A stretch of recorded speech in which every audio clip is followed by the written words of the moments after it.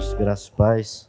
Nós vamos ler a palavra de Deus, texto de João, primeira epístola de João, capítulo 2. Nós lemos o capítulo 3 há pouco, vamos ler o capítulo 2. Vamos ler juntos? Filhinhos meus, estas coisas vos escrevo para que não pequeis. Se todavia alguém pecar, temos advogado junto ao Pai, Jesus Cristo o justo. E Ele é a propiciação pelos nossos pecados, e não somente pelos nossos próprios, mas ainda pelos do mundo inteiro. Senhor nosso Deus, nós necessitamos da Tua direção, nós necessitamos da graça do Senhor para entender a palavra do Senhor. E nós temos necessidade de sermos nutridos pela Tua boa e agradável companhia e bênção para as nossas vidas. Nós buscamos no Senhor. Por isso nós oramos em nome de Jesus Cristo. Meus irmãos, eu tenho medo de pregar. Não nasci para isso. Quando diz que a gente está de férias, a gente desliga o chip. Mas olhando para o alemão ali, agora eu me empolguei. Vamos ver alguns rostos aqui. E depois o pastor conserta o que eu vou falar, tá bom? Eu estou tranquilo que depois ele conserta tudinho aqui. Mas vamos para o texto. Antes eu quero falar do que Jesus falou em João 10, parte B do versículo. Vocês lembram o que está lá escrito? Está doidinho atrás do texto. Diz assim, o versículo todo diz assim, o diabo veio somente para matar, roubar e destruir. O que Jesus Cristo falou? Eu vim para que tenham vida e vida em abundância. Algum outro texto diz vida abundante, que não muda o sentido. Vida em abundância. E a minha pergunta sempre foi: como nós podemos ter uma vida abundante? Como é que a Igreja de Jesus Cristo tem uma vida abundante? Se ainda hoje eu ouvi expressões como vai dar certo. Não dá. Não é? Não, te esforça que... É importante entender o que o texto está dizendo. Diz, filhinhos meus, painho, né, Belarmino? Painho. É uma expressão carinhosa, muito carinhosa.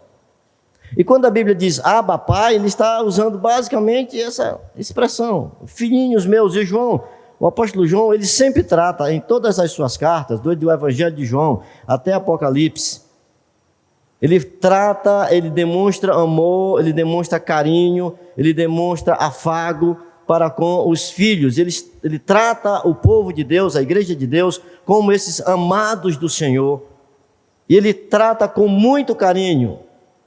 Talvez por isso nós entendamos que João era aquele que colocava a cabeça no ombro de Jesus. E nesse texto ele diz, filhinhos meus, estas coisas vos escrevo para que não pequeis. A gente tem ouvido falar de pessoas que dizem, eu gosto da igreja tal, e começa a citar as denominações, as marcas registradas que aí tem, Porque você entra e você sai forte, porque você entra e sai assim, olha, tu é vencedor, tu vai conseguir. No outro dia está tudo errado, não conseguiu nada. Por quê? Porque nós não conseguimos chegar ao teto de uma construção sem que passemos primeiro pelo alicerce, pela base. E a palavra de Deus nos ensina que para o pecador chegar ao Deus Santo, ele tem que entender e reconhecer e aceitar que ele é pecador. E o pecador não consegue chegar ao Deus Santo se não tiver um interventor. E esse é Jesus Cristo. Filhinhos meus, estas coisas vos escrevo. Que coisas ele está dizendo que escreveu? Está escrito lá no capítulo 1, a partir do versículo 5. E no versículo 5 ele deixa bem claro: Deus é luz e não há nele treva nenhuma. Esta expressão era para ensinar à igreja e a nós, a igreja da época de João e a nós, que o apóstolo João está escrevendo para combater as filosofias vãs da época. Dentre elas tinha o deísmo. O deísmo não considerava Jesus Cristo 100% homem e nem 100% Deus. Vocês lembram que quando os discípulos foram e pegaram um barco, e Jesus tinha saído para um monte para orar, e eles foram encontrar com Jesus, e já estava alta madrugada, e Jesus vem andando sobre o mar, e a expressão deles quando o viram, não reconheceram que era Jesus e disseram: é um fantasma. Pois o deísmo ensinava que Jesus era de fato um fantasma. Alguém que não se preocupa, que não está interessado nos mais profundos, na minha mais profunda intimidade, nos meus mais profundos sentimentos. Alguém que não está nem aí, mas ele aparece de vez em quando. Por outro lado, tinha os gnósticos. O gnosticismo dizia que a matéria, a carne, era 100% má.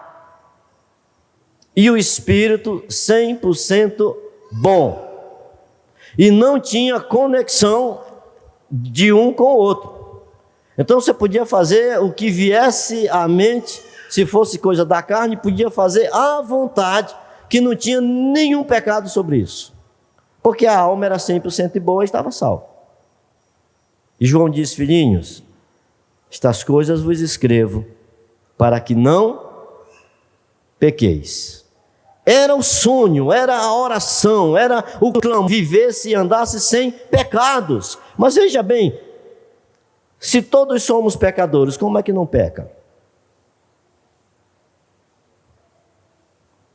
Como é que a Bíblia diz? Não há justo, um justo, nem sequer, porque todos pecaram e destituídos estão da glória de Deus, estão separados da glória de Deus. Que tipo de pecado é esse que João está falando? Para que não pequeis. E o hamartia, a palavra usada do grego, é que o pecado deve estar na nossa vida como um acidente e não como uma constante. Entenderam? Não era para pecar, mas pecou. Foi acidental, não foi planejado, não foi programado, não foi treinado, não foi alimentado. Aconteceu. Por isso ele diz: para que não pequeis. Mas o problema é que a gente peca, né? E o que é que faz? Amados irmãos, veja o que diz a palavra. Se, todavia, João diz assim: eu não queria considerar que porventura viesse a acontecer, mas se acontecer esse acidente de chegar o pecado na sua vida, não ache que acabou tudo, está tudo perdido. Não, ele diz: se todavia alguém pecar, temos advogado junto ao Pai. Quem é ele? Só os vivos falam. Quem é ele? O justo. Porque morto não fala, não é? Jesus Cristo, o justo. Então esse Jesus Cristo que era ridicularizado pelo gnosticismo, esse Jesus Cristo que era ridicularizado pelo deísmo, e os irmãos sabem que Jesus Cristo são dois nomes. Jesus é nome de homem, Cristo é nome de Deus, é o homem Deus, o Salvador. Ele é justo e ele é advogado. No Evangelho de João essa palavra aparece 5 vezes. Paráclito, aquele que está do lado para defender, aquele que está do lado para ajudar, aquele que está do lado para incentivar você a andar nos caminhos do Senhor. Mas lá num dos textos de João, a palavra é usada para um consolador. E quem é o consolador nas Escrituras? O Espírito Santo. Então, como é que faz? Quem é que realmente é o advogado? É Jesus Cristo ou é o Espírito Santo? Os dois. Porque onde é que Jesus Cristo está agora? Depois da sua ascensão, ele está sentado à destra do Pai. Ele é o nosso advogado. Quem é que está na igreja hoje? João disse, Jesus Cristo falou, eu vou, mas vou mandar um outro Consolador. E quem foi o outro Consolador que veio no dia de Pentecostes? O Espírito Santo. Então veja que maravilha. Pecamos, mas nós temos um advogado junto ao Pai, e nós temos um advogado na igreja, que intercede por nós até com gemidos inexprimíveis. Então, amados irmãos, não é para vivermos acabrunhados, tristes, depressivos, achando que tudo acabou. Não, Jesus Cristo está vivo, amados. Ele é o nosso advogado. E ele está junto ao Pai. Como é que Jesus Cristo conquistou o direito de ser nosso advogado? Como é que ele fez isso? Um dia alguém estava conversando e disse para mim, falando assim, olha, se alguém morresse e ressuscitasse e viesse dizer que realmente existe céu e inferno, eu acreditaria. Eu disse, oxe, tu está em que lugar do mundo, meu filho? Esse que morreu e ressuscitou, ele passou 40 dias na terra testificando o que aconteceu. Ele já existe. É tu que está desinformado. Mas veja o que diz o texto, versículo 2. Ele é a propiciação pelos nossos pecados. Esse texto, ele vem do Velho Testamento, essa palavra. Quando Moisés subiu ao monte, o Senhor Deus ordenou que ele ficasse lá, ele fez um estágio lá de 40 dias e 40 noites, durante os quais não comeu e nem bebeu, na presença do Senhor. Quando ele voltou, ele disse, nós vamos ter que fazer uma caixa, que Deus mandou fazer uma caixa, de 2 côvados e meio de comprimento, 1 côvado e meio de largura, 1 côvado e meio de altura, e dentro dessa caixa vão ficar a réplica das tábuas dos 10 mandamentos. Nessa caixa vai ficar o maná, que foi a vara que o Senhor Deus mandou guardar, o maná fica aí dentro, e a vara de Arão que floresceu. Mas essa caixa precisava de uma tampa, que na linguagem hebraica é caforé. Essa tampa ela tinha 1 metro, 1 côvado e meio de comprimento, 2,5 de comprimento e 1,5 de largura, que era exatamente a tampa para ficar em cima da caixa.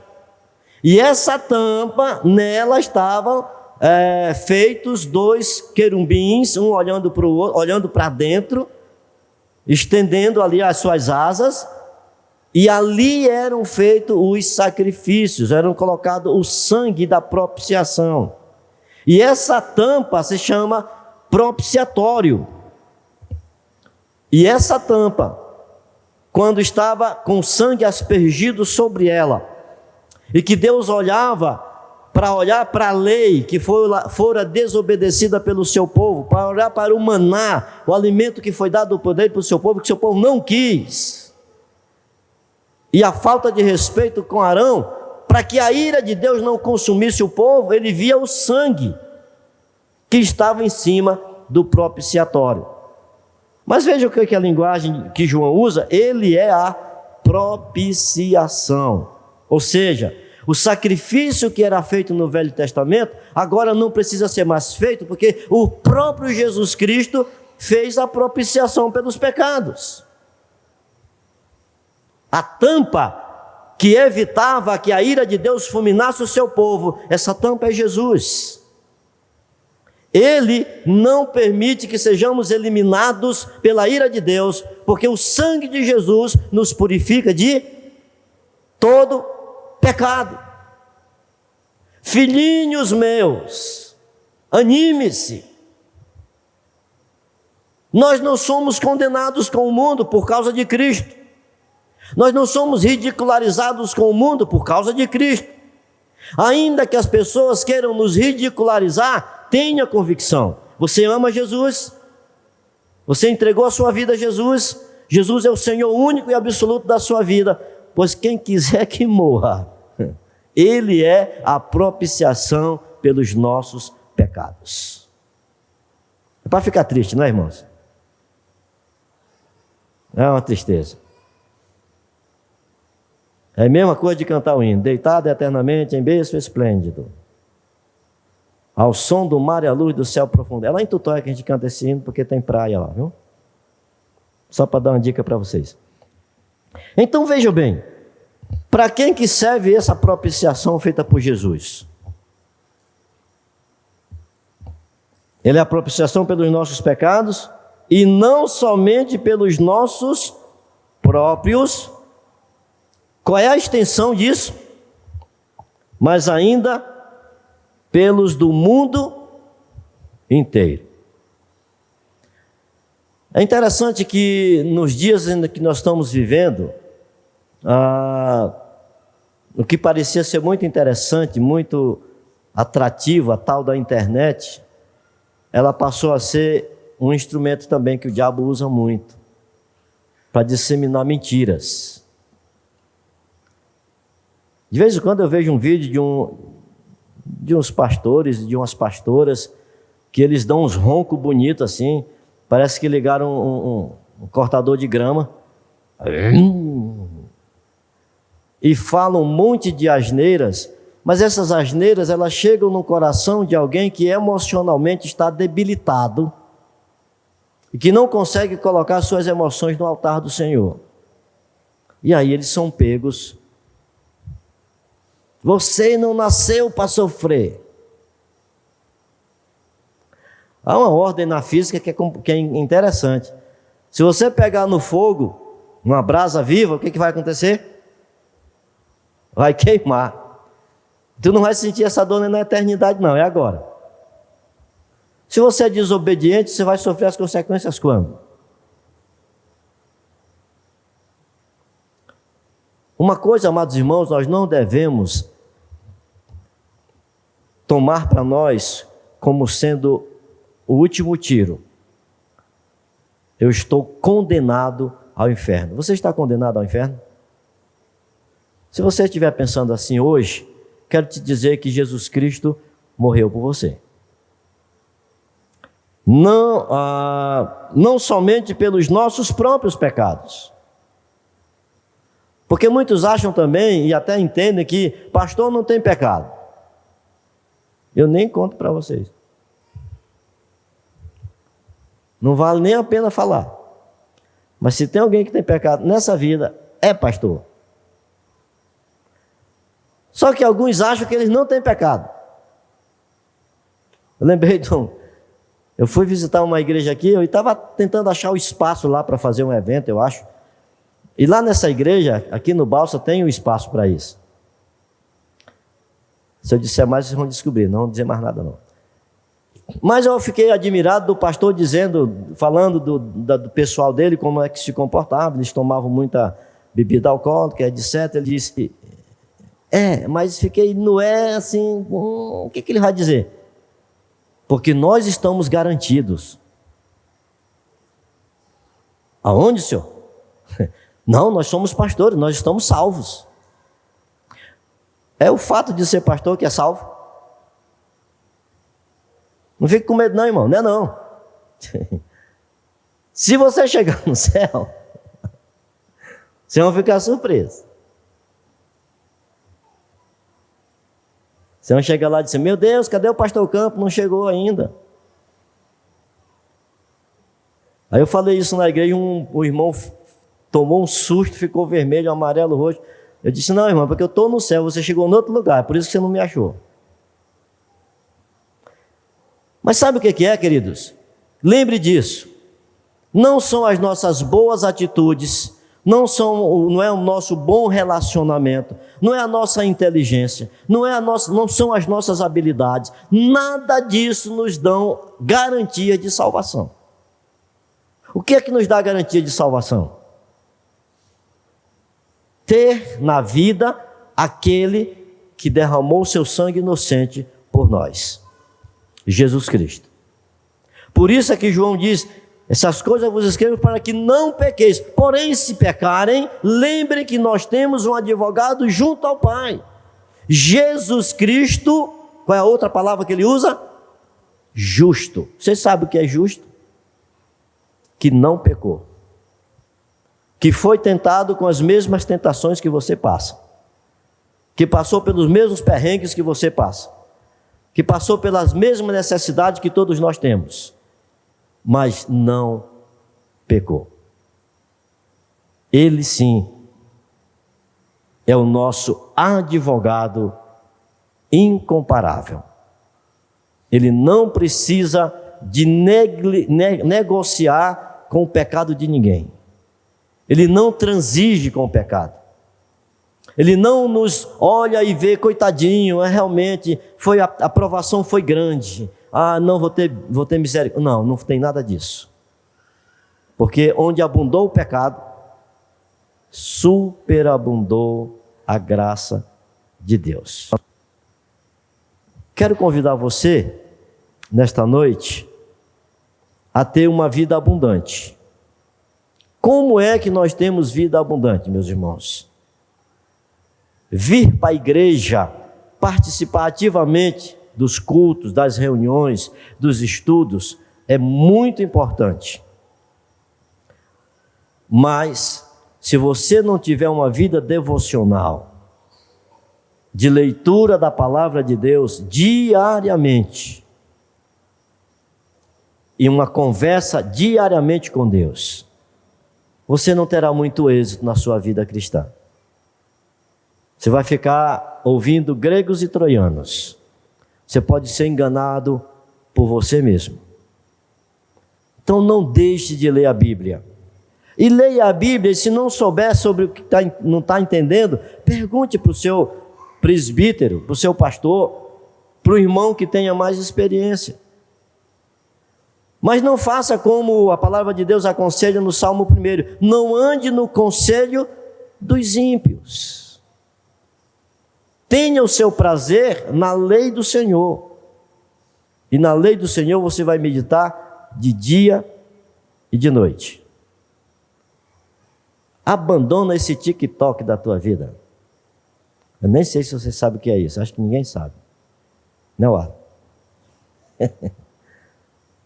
Mas dê valor ao Senhor. Se você ama a Deus, você vai amar a palavra de Deus.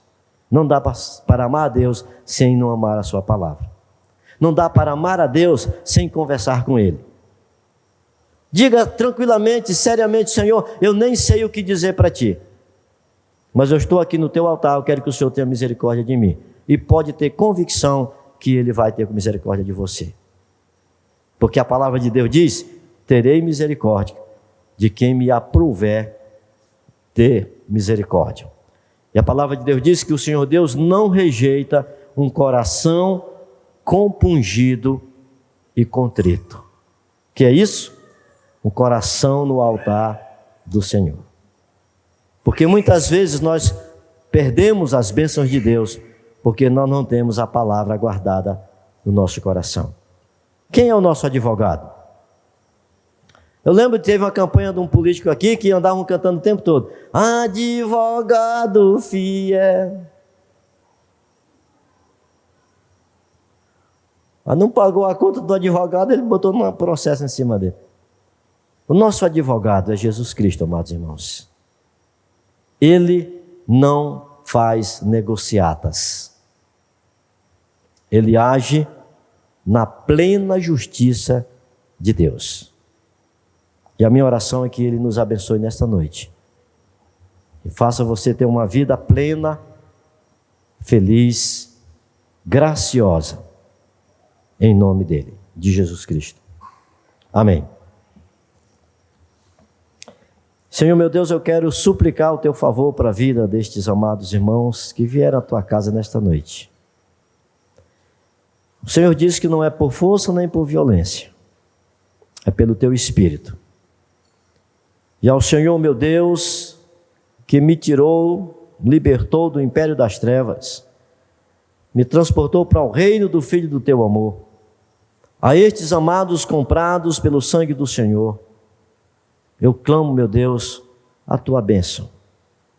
Eu clamo que o Senhor lhes dê entendimento, nitidez, de que o Senhor os ama e os quer servindo com todo o seu coração, com toda a sua alegria.